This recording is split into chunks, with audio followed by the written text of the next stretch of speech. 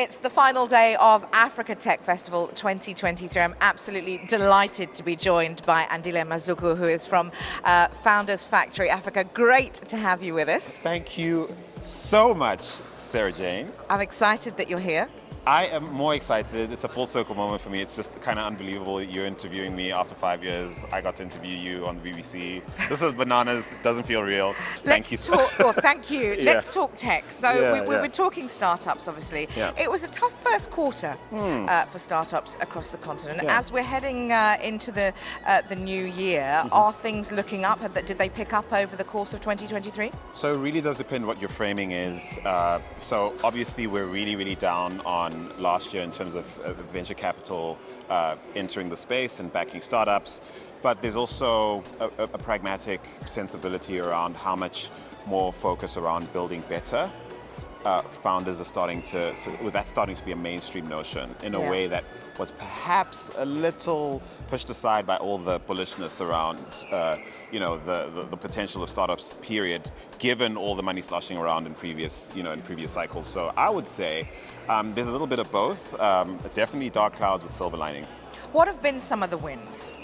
I think some of the wins look like some of the best instances of founders building well, proving that shows through in difficult markets and uncertain times. I think if you look at certainly our portfolio, which is in excess of 60 portfolio companies spread across the continent, there's definitely a grit and determination, a showing through of grit and determination, and also business fundamentals starting to shine through in this time in a way that you would never have proved otherwise.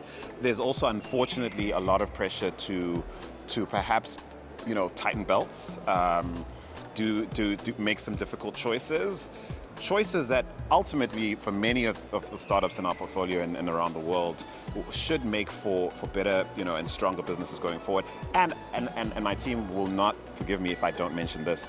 There's definitely a return to the fundamental principle of, if you're not building towards product market fit or leveraging product market fit to scale, what on earth are you doing building a startup to begin with? You really are missing a trick, and I think there's been a time and a place for people to think of building a startup as anything but that, and that should never have been the case to begin with.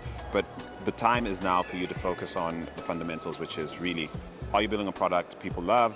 Are you launching and iterating towards product market fit, leveraging further?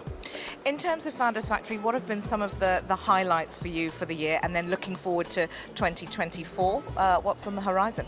Well, there's the much publicized taking on of new funds, something to the tune of $114 million US dollars from two new investment partners, and really privileged to enable to leverage that to enable us to reimagine our model. We are iterative by design, and so it's been amazing to be able to take the last 4.5 years out of our operations and reflect on what we've learned from success and failure, both of our model in operation, but also from our portfolio of companies doing their very best to sort of iterate to success, and go, what should exist?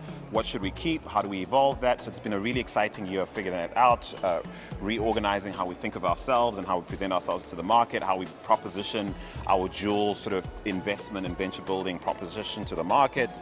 It's been a fantastic time of engaging ecosystem players, many of whom are awkwardly linked by outcomes, but awkwardly poorly networked into each other, and thinking about how we can build community and leverage that to mutual success across the board in the ecosystem. That's been the year for us. Just finally, Andile, the festival, it's the final day of the festival already. Wow. How have you found it? What have been some of your highlights? Oh, wow. I think the highlight would have to be, and this is a little selfish, but the panel I just had with two of South Africa's, but also easily Africa's leading venture capital proponents, Keshni Morar of Josie Angels, an angel investor, and Zachariah George of Launch Africa, one of Africa's busiest and most prolific early stage investors, on stage.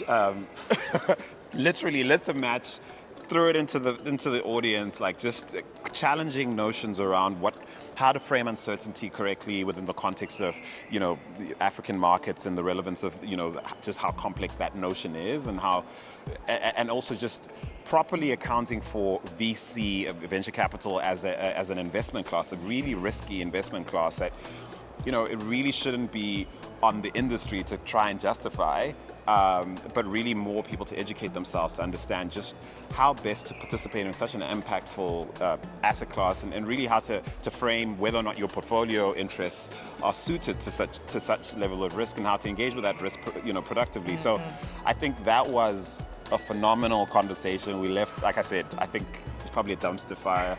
A live dumpster fire back there still, so that was definitely a highlight. Well, Andile, it's been an absolute treat to have you with us. Thank you very much indeed. Always talking investment in startups at Africa Tech Festival really is a hot topic. Don't forget that you can catch all of the updates by following the hashtag Africa Tech Festival.